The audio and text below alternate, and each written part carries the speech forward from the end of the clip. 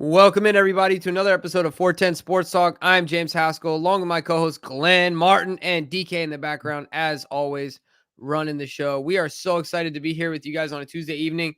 Bit of a long absence, long weekend away from the show. Back with a vengeance. The only thing I have to report, Glenn, is that my illness was overcome, and then my son got sick again. And so now I am congested from here up. But the cough is very subtle this time. Just tons of congestion, and I probably sound like Hermit. I can't hear myself very well either. So it is what it is. All that being said, we're here. We're ready to go. And Glenn, it's time, baby. It's that time of season. The Ravens sweater is out and about. I love Let's it. go. Shout out to Harry for getting me for this for Christmas years ago. But Glenn, how are you doing, my man? Doing well. It's a big weekend coming up. Obviously, the big week with Thanksgiving just a couple days away. It's one of my. It's got to be. I mean, once I had children, Christmas kind of bumped up there because you like seeing the kid. I like seeing my son open his presents. But Thanksgiving's always been my favorite holiday. Good food, good football. It's going to be a beautiful day. Now, not sure. I'm not sure. I love the Black Friday game, the Friday games. It's like, look, I love football, but let's stop putting it every single available day we put a game on. I mean, holy smokes! Not to mention I'll be working that day. Is that a big day in the shop? I mean, Black Friday. Yeah, there's gonna be some foot traffic, as they say. But yeah, I mean, I'm not necessarily thrilled I'll be missing those games. But yeah, it's gonna be a big weekend, huge important game. The Ravens have a tough schedule down the stretch, which we're gonna get into in a little bit. But hey, man, it's going to be a good weekend. It's going to be fun to watch our Ravens get back out there and hopefully continue what they started this past Thursday. But, Jimbo, we got a lot of news to talk about, and I want to get your take right out the gate. Let's do it. On the news that broke today. Pepe Williams was activated from injured reserve, returned to practice today, opening a 3-week window in which he can be activated to the roster and join his Ravens defense back on the field. So how big of an impact do you expect Pepe to have returning to this defense? I think it's a big deal. I wouldn't have said it's a big. I think he'll have a decent impact, more than if Marlon wasn't banged up. I think it just makes a big deal because he's a player that we've seen do well while in spots that you can add to that rotation. We need that rotation to be as deep and as good as possible. Right. So I'm looking forward to him being back, especially as he plays on the inside. That seems to be where people are expecting him to play.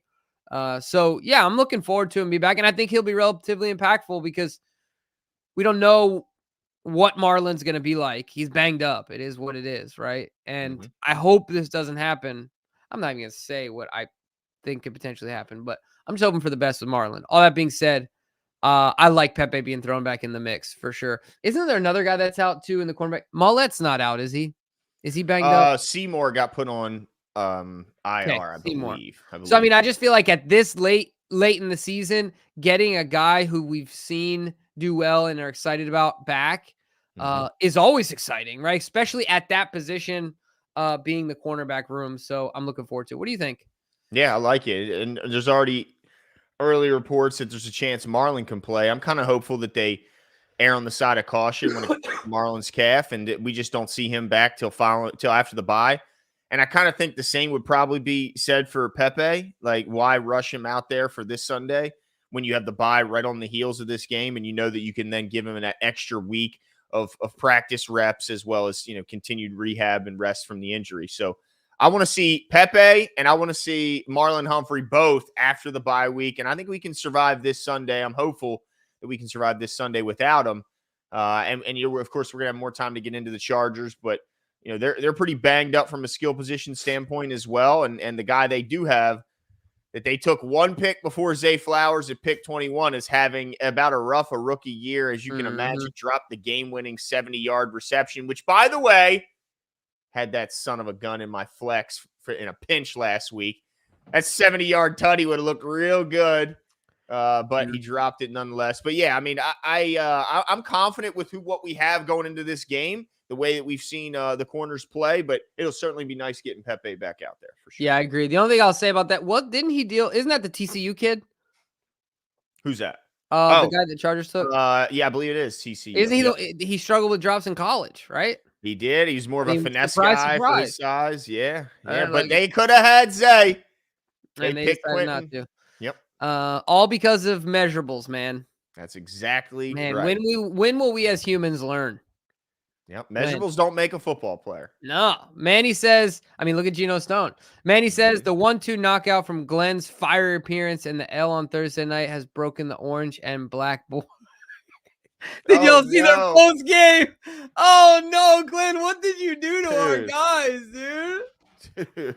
Oh man, that's I had to go in there and represent, bruh. But dang, I didn't know they were down that bad. I mean, whew. Oh, that's hilarious, dude. They were Glenn broke them, dude. The thing is, you guys, what you don't understand is that if you're not experienced with Glenn, he is relentless. If he gets an edge, forget about it. So that's fun. That's hilarious, man. Glenn, you did him in, dude. Man, sorry, boys. I mean, over at Orange and Black, I like you guys, but had to come bring the heat. And then the Ravens certainly backed it up on the field on Thursday. And shout out to the fans too. Had some family in the building, had some friends down there. They said it was absolutely unbelievable. The atmosphere. The reports are that the energy was off the charts, and I'm sure that impacted the game, whether Burrow was in there or not. Yeah, no, for sure. Man, he follows it up with Glenn. It was Oscar worthy. Thank you. Get him his Oscar, ladies and gentlemen. That's right. I'm available to all shows. Any opponents of the Ravens want to have me on, I'll gladly come on. Think twice. Think twice. This is the last thing I want to say. Of course, we're going to bring Cole Jackson in. But last thing I want to say, did John have to get up at the mic and say there's a chance that Mark could come back? Like, did he have to do that? I don't see the value in putting any timetable on it.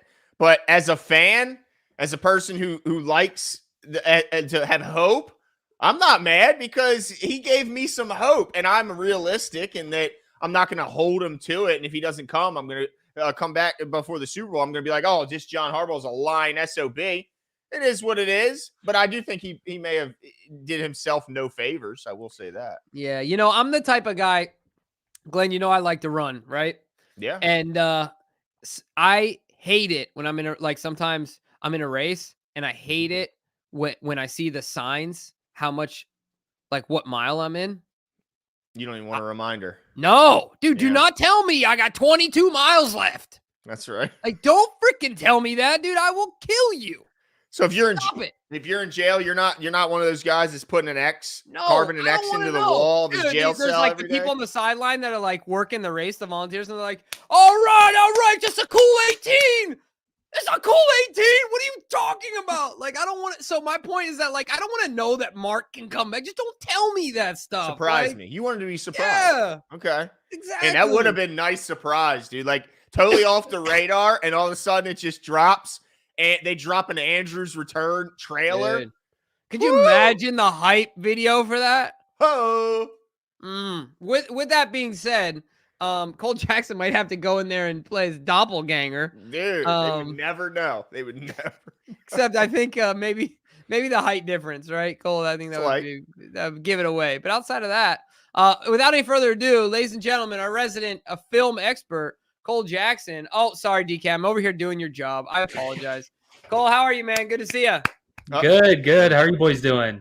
Dude, doing good. Rocking the mustache. Rocking the mustache. Dude, flavor saver, bro. I had to trim it a bit. It was a bit out of control when I Ron Swanson, man. You have nice flecks Ron of meat Jeremy that stay in there for work. a few days after you eat, and they randomly fall in your mouth, and you're like, oh, that's steak from 3 days ago. No. Thanksgiving coming up for you guys too. Dude, get some turkey in there. Yeah, dude, get a little gravy, bruh. And of course, Cole, we're going to give you an opportunity to talk, some about what kind of brings you on here tonight outside of our weekly visit. But I do got to start with the controversy of the game last week. I got to get your take on Logan Wilson the hip drop tackle didn't just strike the Ravens with the loss of Mark Andrews, but we also saw it in the college ranks affecting the quarterback for FSU. Seems to have ended what was looking like a dream season for them. What's your thoughts on the hip drop tackle? Can they police it? And also touch on the impact of losing Mark Andrews for the season. Yeah, it was crazy. I mean, Logan Wilson damn near took out 3 people. He almost got a UAV by the end of this game. And I like it. The hip drop tackle, it's a tough one. They've already reviewed it. I think because this happened in prime time, they will be, and I mean, you've seen the buzz around it. They'll be inclined to review it again. They're going to be really hesitant because of the enforcement. And in terms of whether or not they can police it, I mean, I remember way back when they brought in the defenseless receiver rule and they implemented that. And the thing was, how is anyone going to hit over the middle of the field? And, it's going to be flags all the time and every guys are going to be getting ejected and players adjust. And so, I don't think there was any malicious intent. I don't really consider Logan Wilson dirty personally. It's a technique that is taught and it's used. It's not ideal. But it's hard to call it a dirty play when it's not a penalty. It's not against the rules. It's been reviewed already by the league and it was deemed not to. It obviously sucks. Like we lost Mark Andrews because of it. And yeah, I mean the Lamar tackle at the sideline, that wasn't a hip drop. And Odell's wasn't really either. So, I mean, it was really just the Mark tackle. Unfortunate. From his perspective, he's thinking if I wrap, Mark can drag me and he's almost in the end zone. Right. So like, I get it. So I'm not sure what they're going to do.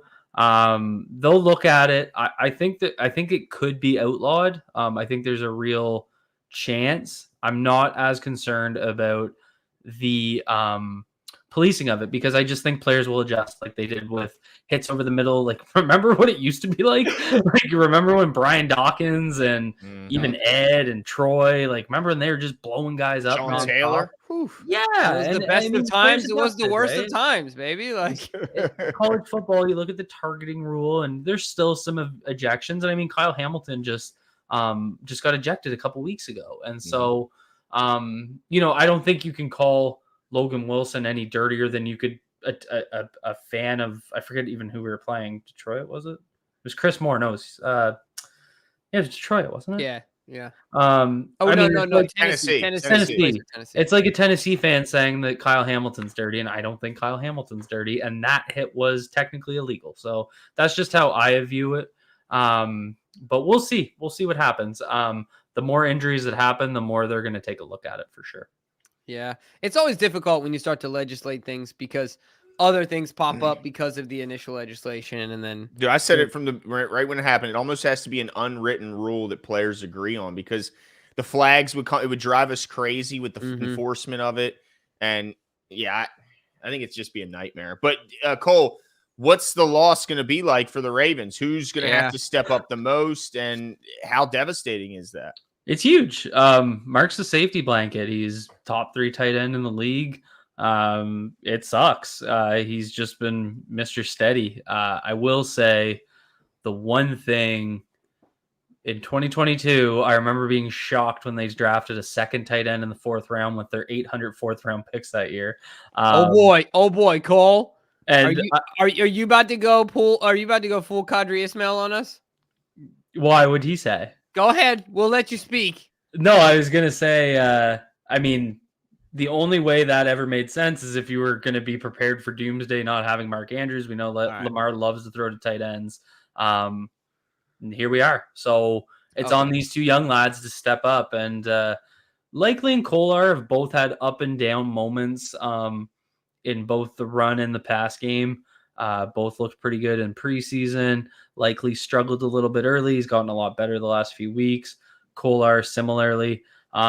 It's their time. This is why you made those draft depth picks. It's so that if you lost Mark, you would have guys to go to. And I think they're going to deploy them based on skill set. I think you're going to see I remember when Mark got hurt last year, Likely came in and he had, I think it was just one game. He had a touchdown on it. It was That on one of Tampa Bay those. game. That's right. And He balled we out. didn't see a lot of Kolar, but I think we're going to see a big mix. I think you're going to see Likely doing a lot of the close to line of scrimmage and line stuff. Kolar is going to do a little bit more of Mark's split out stuff. So, I mean, it's a huge loss. But it's not really those two that I'm expecting to replace the production. Who I need to replace the production is Rashad Bateman, because his tape the last 3 to 4 weeks has been stellar. He's open. He looks smooth. He's explosive. His release is nuts right now. Like, he is getting clean releases. He's absolutely cooking guys with double ups and agility, outside releases. Like, it's been good stuff. So in terms of the production, it's Rashad Bateman is where I want to see the majority of those targets going. Yeah. I think that's going to be interesting to see where the production goes and what they're able to do. I think one of the things that I mentioned is in our post game was that I think we have the horses to get it done. It's not like, could you imagine if this happened last year or even in 19 if Mark went down? Holy crap! Sure. Even though Lamar is playing like a man possessed, still to be able to make up for a loss like that would have been really significant. And not that it's not now, but I think we're in a different situation as far as the other weapons that we might have. And I want to keep talking about a few things in the game, but I also want to bring this up really quick because it incited me today.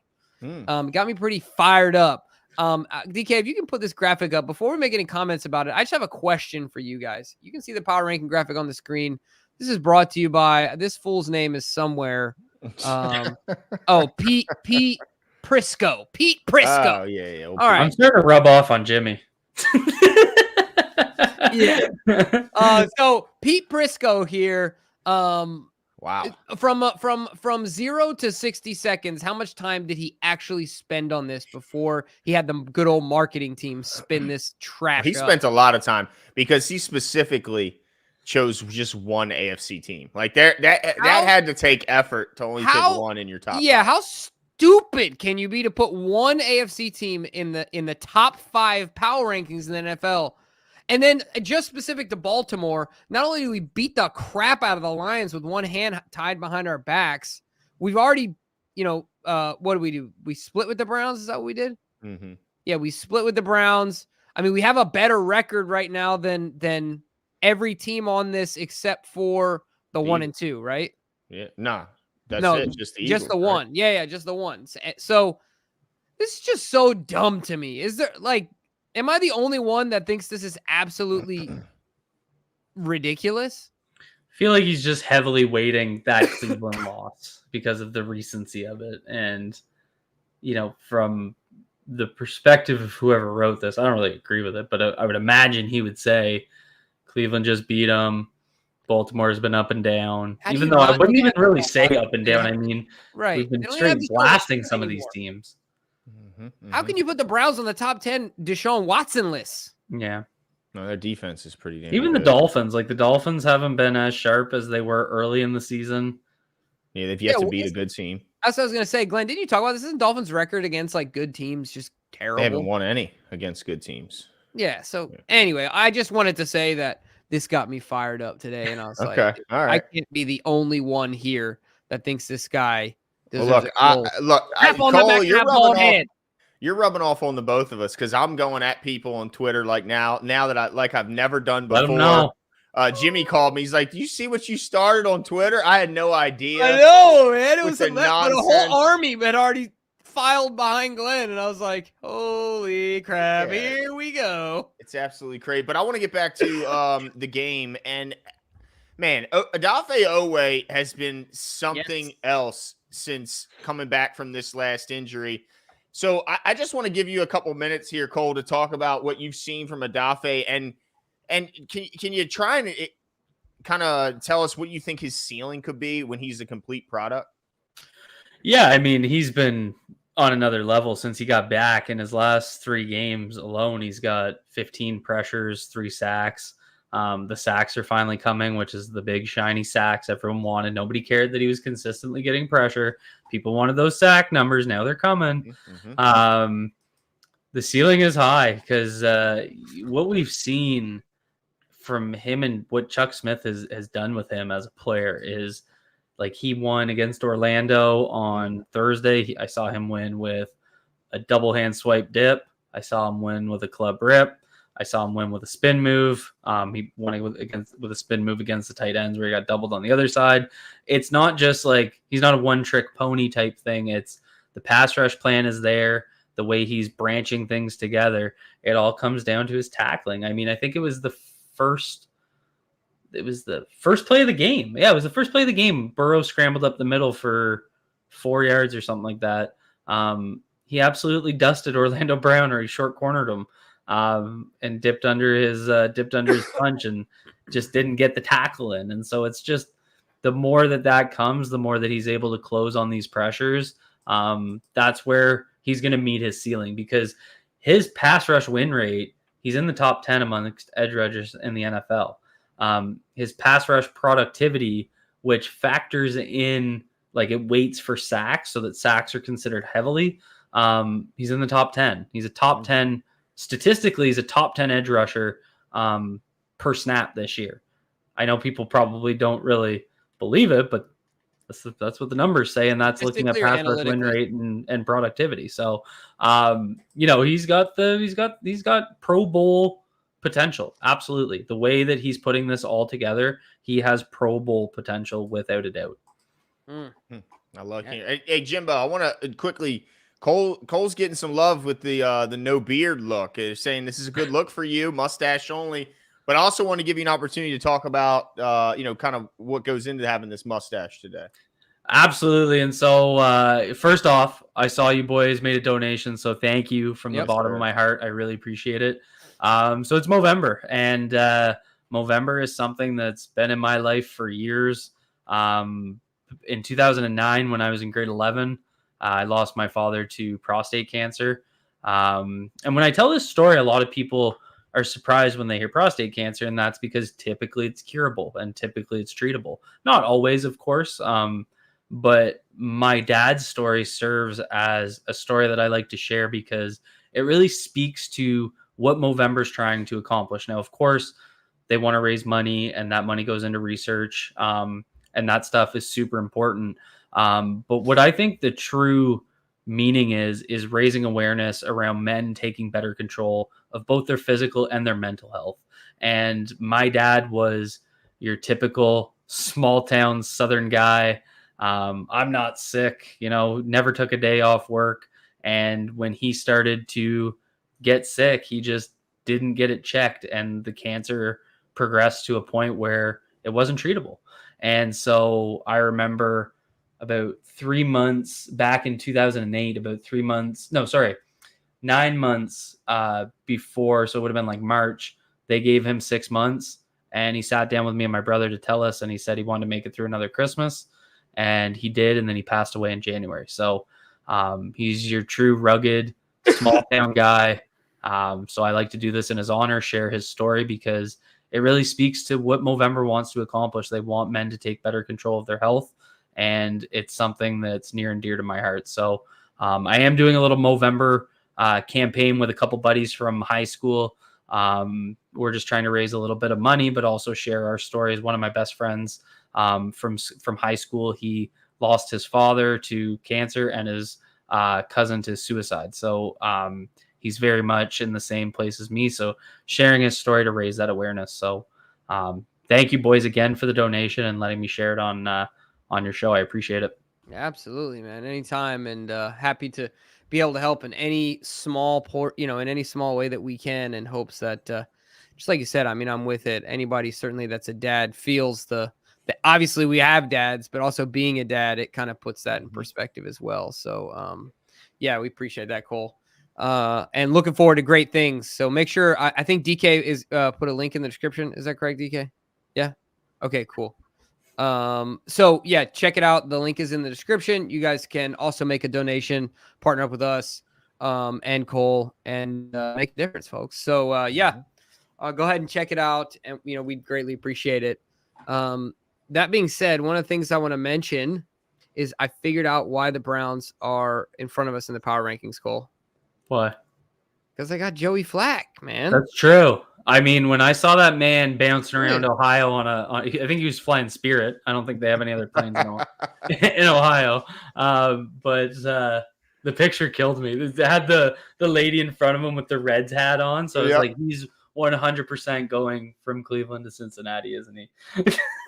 Yep. Yeah, It was a bidding war for Joe Flacco. Look, he wasn't ranked high enough, baby. Mhm. Look, I don't know. We might think about putting the Browns in the I'll top just put 5. it out there. I don't want to play the Browns with January Joe. Do you guys? Dude, That man's dangerous. I'm more I don't nervous think about that's January good. Joe than I would be Deshaun Watson. If he shows up with a for Puma sure. too, I will shit my pants. Oh, dude, it's game time. I mean, I don't think that's good news. I don't think it's good news that the Steelers fired Canada, because I think that could shake things up, and we want that offense to stay down where it's been, and you just never know when you kind of shake up the room.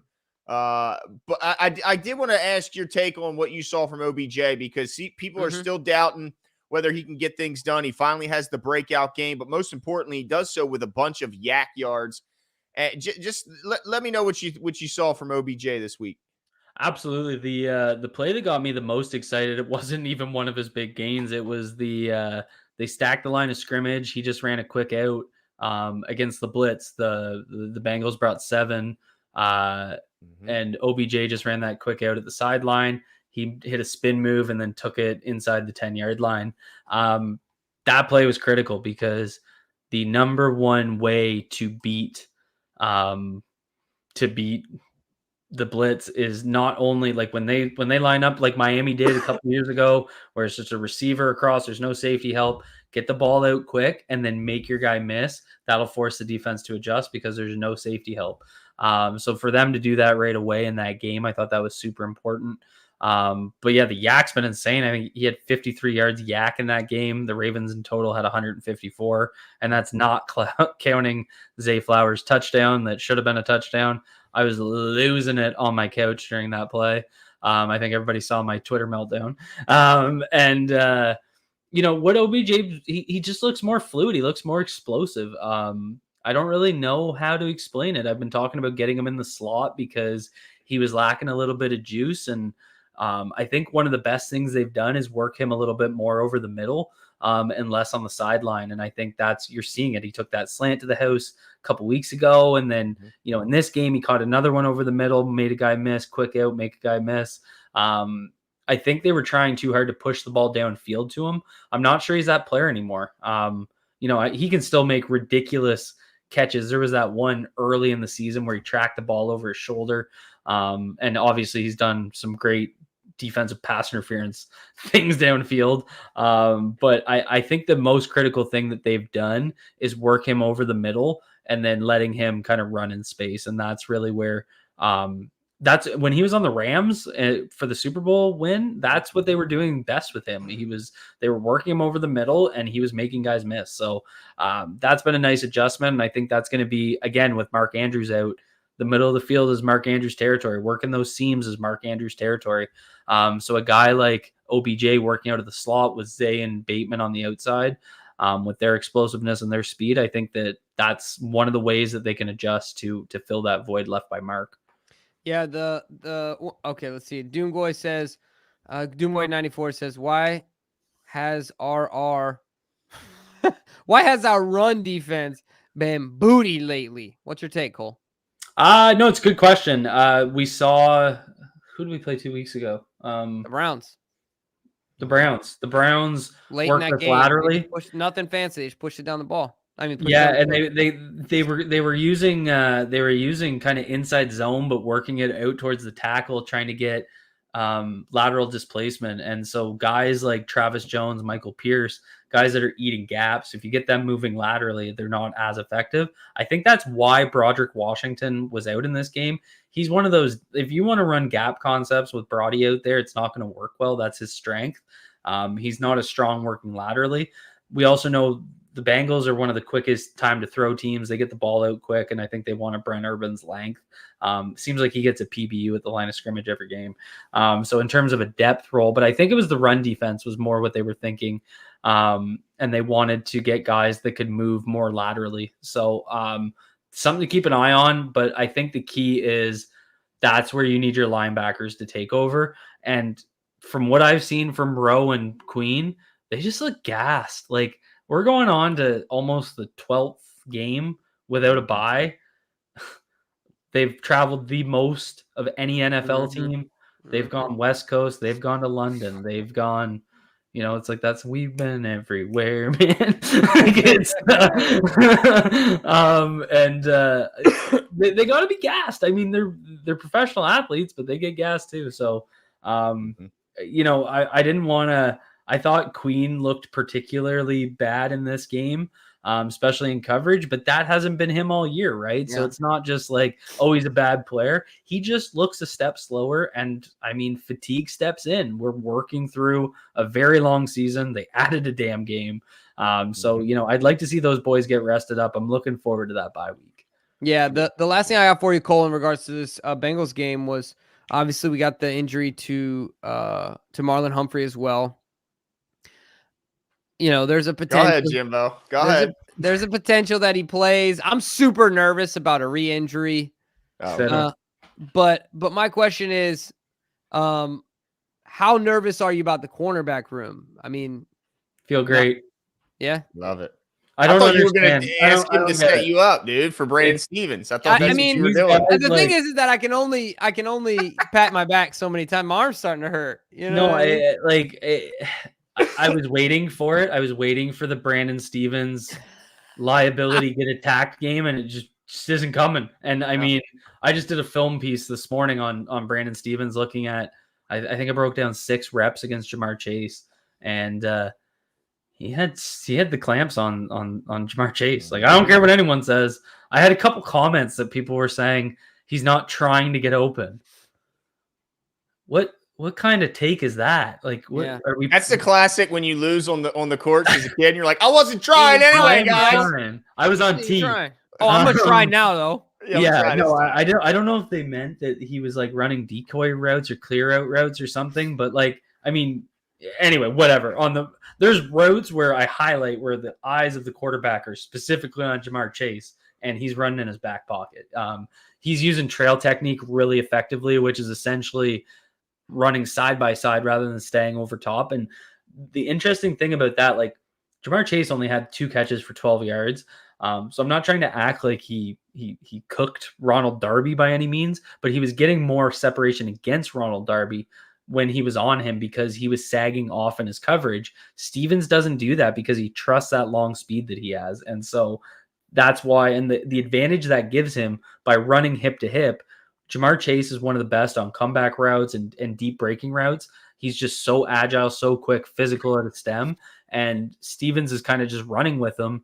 And when he goes to break down in his footwork, Stevens can feel that versus being over top of him, and then he's running a route underneath you.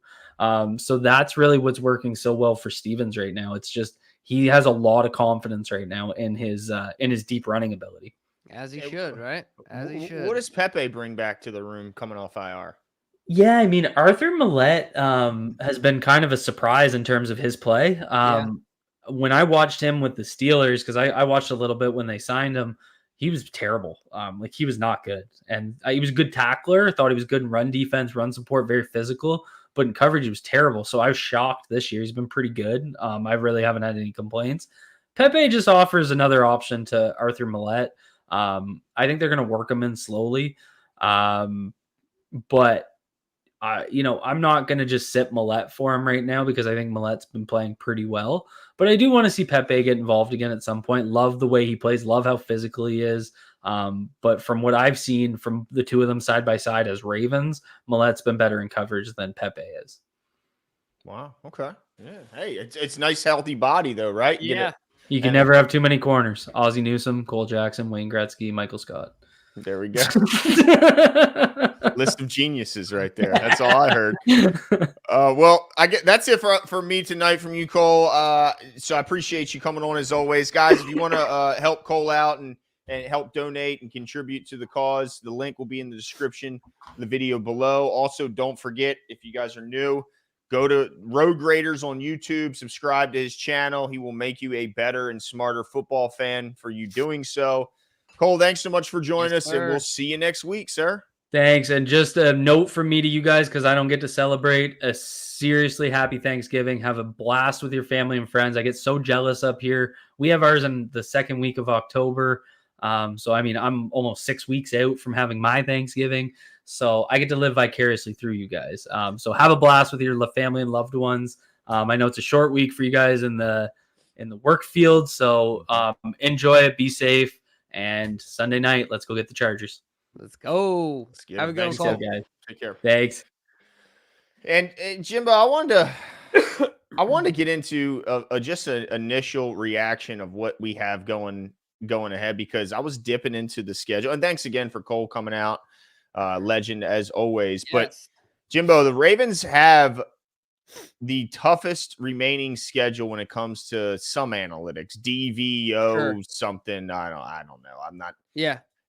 A genius here, but they do seemingly have a ridiculously tough schedule. I'm going to throw it up on the screen now. I want to get your take. Because I saw this too, and I want to talk about this a little bit. I mean, it is, and it doesn't help where you're playing some of these opponents. I think you'd certainly prefer if some of these games were at home rather than on the road here. But as you can see, it doesn't get much easier from a travel standpoint than going at the Los Angeles Chargers this weekend. They're coming off a tough loss where their head coach is being questioned. The Rams coming off, I mean, I thought they'd be out of it by now, but they're trying to win still, Jimbo. They're absolutely trying to win. And then you got the Jags, who looked like world beaters last week. Same with the Niners, looked unbelievable. The Dolphins are still getting it done. And then the Steelers, we're going to be playing them with a new offensive coordinator. When you compare that to what the Chiefs have remaining in your battle for the number 1 seed in the AFC, I mean, to me, it's pretty clear who has the more difficult route. When you look at a pretty easy Raiders game, I would anticipate the Packers, them being a heavily favored. Patriots are an absolute dumpster fire. The Raiders, again, are a mess with O'Connell. And then the Bengals will have a backup quarterback. So do you look at this as an uphill climb for the Ravens to hang on to that number 1 spot, or do you have confidence they can get it done? I have confidence we get it done. This is what I start thinking when you read me that list. Keep it coming. Yeah. Give me more. Like I want, and I hope the players are thinking the same. Like keep telling me all this stuff, because all it is filling me up, right?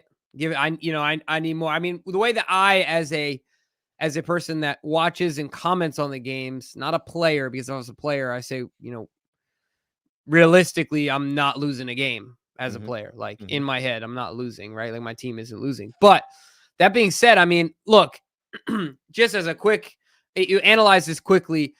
So something that's important to mention, in between the after the Chargers game, we got the bye.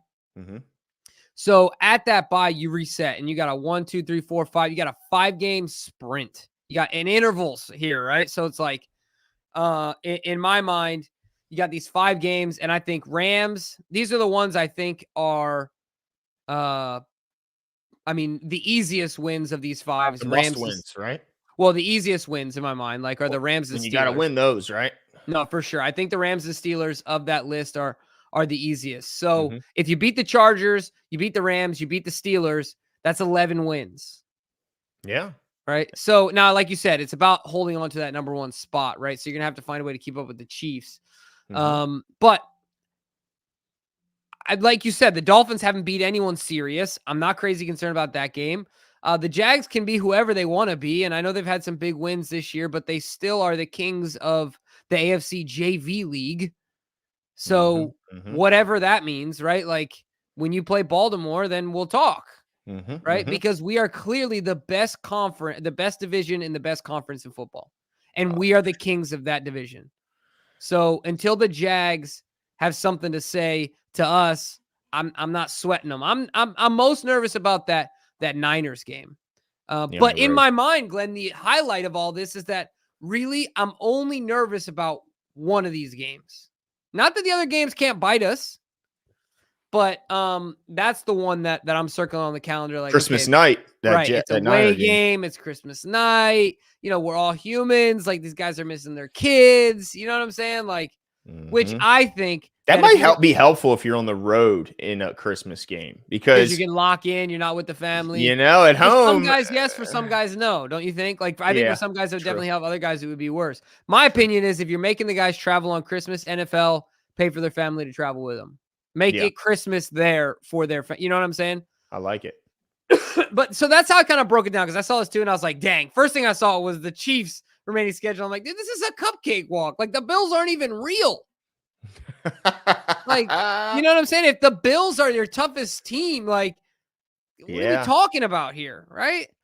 And so, I mean, look, it is what it is. But to me, I like this because I've mentioned this before. If you don't do it in training, you're not going to do it in the game. Be the most sharpened that you can be in the regular season. Go through the gauntlet because in the playoffs, you're going to be like, okay, we play the Steelers in the first round. Is that what you're telling me? Like, you know what I mean? Or whatever team that is. They're not going to be nervous about it because there's not going to be the question like there will with the Chiefs. Well, for the past 2 months, they've been playing cupcake teams. They haven't had a tough opponent or whatever. The Ravens just slayed all the dragons, So I like it. I'm excited about it. How you feeling about it? Oh, I mean, what I like is, like you mentioned, when they come off the bye, they got 5 games. 3 of those games, including the last 2, are at home. And I like that. And what I also like is the opportunity, the chance that maybe that Steelers game isn't as important, hopefully, and that maybe we can kind of see, if the Ravens can do anything from a strategic standpoint of maybe getting some guys some needed rest. If that's the case, if you have guys banged up. I'm not going to promote healthy resting of players because we've seen that bite us in the tuchus. But if we do have a guy who's banged up and needs a week, it would be nice if that Steelers game doesn't carry a ton of importance.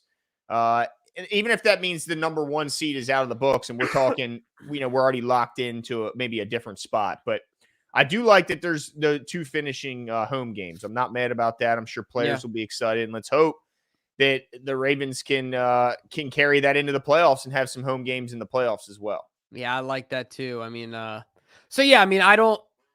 not excited about I am excited about it. I'm not thrilled about the Chiefs' schedule and their chances of keeping them 1 seed.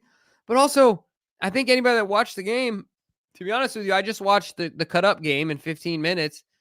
I have no nerves about the Chiefs, and I will not put it past them to drop a few of these games. Yeah. Not just because they don't have wide receivers, which is also another thing I want to talk to you about, but because it's hard to play this late in the postseason over and over and over and over again, right? And it's hard to make your quarterback a world beater as good as Mahomes is and expect him to do it over and over and over again. Don C, shout out to Don C, says, just getting home, boys. I'm loving the fact that the Ravens schedule is tough. I'm not digging a first round bye for the playoffs. He agrees with you, Glenn, and with me in the tough schedule. I want them battle tested, no sitting starters. Absolutely. Look, I got another good saying, okay? A wise man once said, everyone reaches out to me and says I overtrain, right? Mm-hmm. Well, and he shows all his medals and he said, I'm going to keep overtraining while you worry about overtraining. Right? Like the idea is that like when I get hurt overtraining, I let you know. But when your thing works out better for you, you let me know. Right? I love that because make them battle tested. Go into that thing all ready to go. Now, like you said, Glenn, we don't want to be banged up, but like psychologically having the edge of going through all of it, I think will be huge. Right?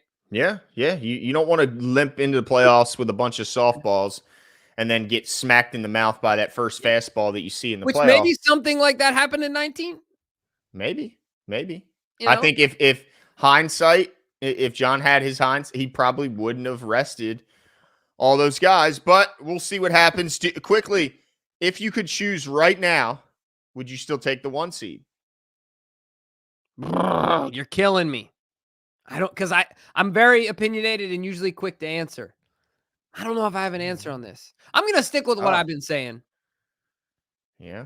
You know what? I'm going to take the 1 seed. Dang it. It's tough because then you're guaranteeing rest for everyone. Right. But I wonder if it makes a difference. And then I also think I wanted to say I'll take the 1 seed, but I won't sit my guys against the Steelers. But I'm like, okay, somebody ends up limp against the Steelers. Well, that's what I'm saying. I'm going to be pissed off that guys didn't sit if the game doesn't matter, Yeah.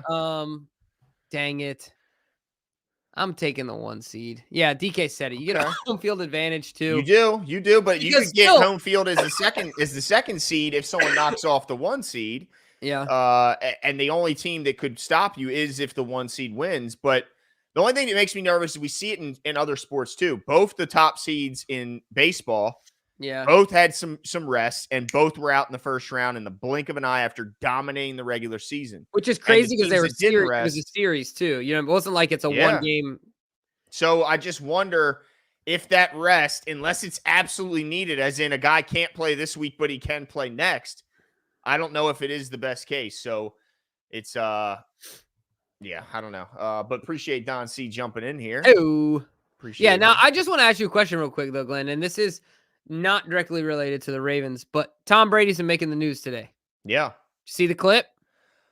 I did, and I agree with everything he says. I just think that when he was playing, he was actively on the other side of that, and the strongest driving force, it seemed like, on the other side of everything he said. But I loved everything he said. Is this his way of getting Bill to the Chargers?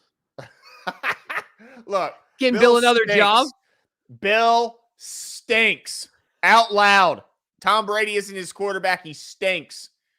I'm done with the time. But I do love what he said. But the whole time he was literally sitting up and complaining and trying to get calls. So it's kind of weird that he said. But I love everything he says about how, you know, he kind of misses the old days and how much they've handcuffed the defense.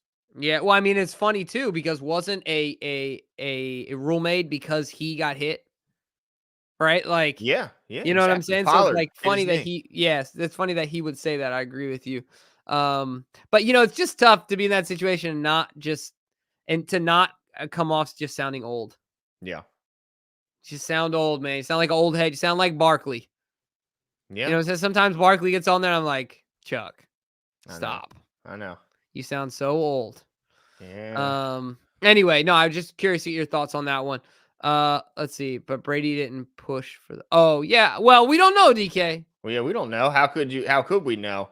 But he certainly sat up after every hit, looking around. Yeah. Going, Why and am I screaming and berating the refs? Certainly, when he got into his 40s, forget about it. He lost all respect for referees. He would. It was verbal assault, verbal abuse. No, it was. So, but but again, everything you said in the video, totally 100% agree. Yeah. It's a interesting scenario. But did we actually get to the transactions like we were gonna? Well, I talked about them activating Pepe, but also to your point, they did add a tight end to the room. Let me see here. Yeah, his name Johnny. Popping up. Give me 1 sec. It's popping. Man, I don't know what's going on with my internet tonight, but it has been not so good. Okay, here we go. Scotty, not Johnny. Scotty boy. Scotty Washington, formerly of the Pittsburgh Steelers, has been signed to the practice squad. So it'll be interesting to see why they felt the need. You think they had enough guys? It's interesting to bring Tomlinson back. They decided to go a totally different guy and bring in Scotty Washington. Don't know a ton about him. He's a big guy, but I don't think he's brought in to it be anything more than depth and, you know, a guy to back up the guys we got on this team. I don't expect him to jump out there and start running routes and making catches. I think that's still going to be, for the most part, likely Charlie Kohler. And then we're going to see an increased role from Patrick Ricard, at least from a blocking standpoint. But, yeah, I mean, that's the only new guy to the squad. They did add, let's see, Kevon Seymour to the injured reserve. So he's gone. That's the other piece that we mentioned earlier, but I'm glad you highlighted that again. Yeah, no doubt. He is out of here. But yeah, what is your expectation on Vokalek? Where is Vokalek right now? Yeah. I need to know more about Vokalek and where he is. Is he still on you want to know where he's squad? in? Yeah. You don't know where he's in Mother Russia. He's lifting with Drago right now. Is that what he's doing? Okay. Or he's up in the mountain with Rocky, chopping wood. I need to know with a big old beard, dude. Nobody knows where he's at. What was the point of signing this guy, Scotty? I mean, you have a guy go down, I guess. Well, but maybe they have plans to move Vokalek. Like, you know, if they want to move him up so they have the guy, you know, if there's injuries, then they have the guy in the practice squad. Yeah. Okay.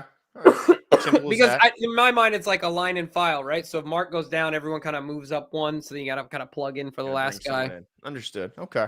That's the way I see it. But I also wanted to, DK brought it up, and we ought to do this right now because now we will forget. And it is one of the most important parts of our show. Yeah. That is announcing the winner of our weekly competition. Of course, we do it internally, but we also do it for all you guys as well to participate. It's open competition, and the winner gets some swiggity swag. Yeah, that. Yeah, So, that. this week's competition submitted their entry on YouTube. Jonathan Johns. Shout out to Jonathan. To Jay Johns, Johnny Boy. That's a new winner there. I don't recognize that name. And I would not have winner. forgotten that name. And of course, this segment is, as always, brought to us by BetUS, the sir. OG in sports betting. Whether it's season long, in-game prop bets, they have it all. And best of all, they will match your initial deposit up to $2,500, 125%. So they won't just match what you put in; they'll give you a little extra something on the top. It's a wonderful way to just make a non-interesting game so much more interesting by just putting a couple player props on. Have fun. You do it with your couple with your partner like Jimmy does with his wife to make things more fun, makes things more enjoyable. Absolutely use promo code 410 to get that match, though. Get that free money, and maybe you can get a couple extra dollars in your pocket for some Christmas shopping. That's right. Nothing wrong with that. Yeah, Glenn, what do you get me for Christmas this year, dude? I don't know, dude. I've been thinking about it, though. I have been. You actually have?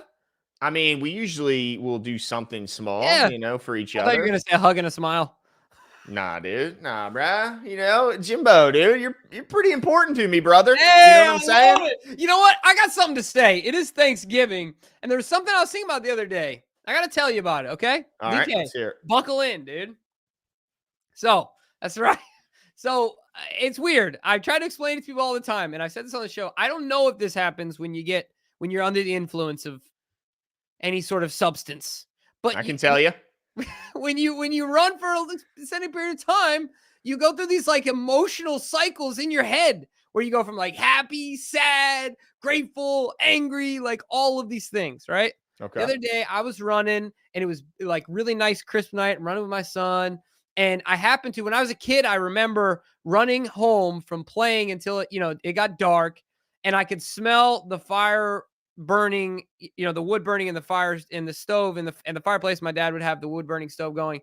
And it was like I would get excited because I would be able to come home, like we'd have dinner, we'd hang out, whatever. We'd do our thing as a family. The reason I'm saying all that is because when I was running, I passed this place that it just happened to smell exactly the same, like a wood burning stove. I mean, and I just got all these memories. And then I was like, so I started getting filled with all this gratitude. And I was thinking, man, sometimes it's just important to pick up the phone when people call you. Like, it's nothing more than that.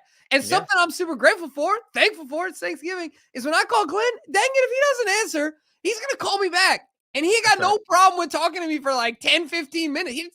He'll just talk it up. Like, like that's what it is. Like, dude, the ministry of just being present for people is powerful. So thank you, Glenn. I appreciate that. You're my guy, Jimbo. I'll make time. You know what I'm saying? Appreciate it, man. Yeah, because, man. There's other people you call them and it's straight crickets. I'm not going to lie.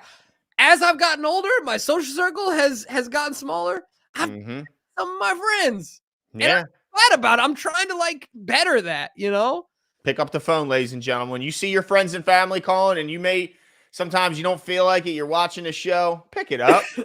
Give them a couple minutes. You never know. You never know. Crazy things happen in life. But yeah, Jimmy, I appreciate you. Shout out, dude. Yeah, man. Yeah, absolutely. Look at Katie says, "Oh, you guys. Oh, man. Oh, yeah. Look, man. We appreciate all of you guys as well. Yeah. Because one thing, Jimmy, you guys always pick up for us, me and Jimmy and DK. Anytime we're live, we appreciate always seeing this familiar names in the chat. I mean, it's a beautiful thing. We talk about thankful. We are always, humbled and thankful. Still blows our minds, right, Glenn? Like sometimes we get off the live and people are like, we had like 500 plus people at the whole live and after our last win. Like, dude, we're literally filling churches. You know what I'm saying? And also, I wanted to give a quick shout out our latest Patreon member, our newest patron, who also just sent a cool note saying basically that him and his wife or girlfriend. I can't remember which one it was. Never missed a show, Jimbo. So just imagine. Dude, we've done over 1,000 shows. There's a couple that's never missed a show of us two goobers up here talking some Ravens football. It's so cool to see. So thank you guys. Oh, man. Katie said we should get BFF bracelets. Oh, come on. Don't make it weird, Katie. Don't make it weird. But Lisa Ann, appreciate you always being here. Adam, Don C, you're a legend. Lewis, always here with us. Anonymous YouTuber. Appreciate you always being out with us. Let's see. Let me get some other names. Nut Nasty always has nice words for us, even though his name, Nut Nasty. I mean, it just feels weird saying that. Nasty. But appreciate you. Lenny, always in here. Tanja, I mean, my goodness, here every single live. Jax, you as well. Hold on. Adrian. Look, the accent is where you accentuate. Is where you add the emphasis. Adrian, do it. No, okay, hold on. This is how I learned it, all right? All this is what I want you to do. Where the accent is, just lift your head. You go, Adrian. Adrian. Yeah, there you go. Adrian. Yeah, I like it. All right, I got it. You Appreciate you coming out here. Antonio, thank you. Adam78. And Jonathan Johns was in here. I saw that. Jonathan. Yeah, so make sure you DM us and any of the social media platforms above Glenn's noggin and send us your address and shirt size, dude. That's all you got to do. Just don't put it in the comment section unless you want to have a lot more friends over for Thanksgiving. Let's say you never know. That could be cool as well. But that's it for us, ladies and gentlemen. But don't forget, we will be back here on Black Friday. To get you prepared for the Sunday night matchup against the LA Chargers. And then we'll be back post-game after the game. So we got a couple shows coming up for you. Make sure you're here Friday evening. That way we can get you set for your Sunday night matchup against the Chargers. But I think that's it for us tonight, folks.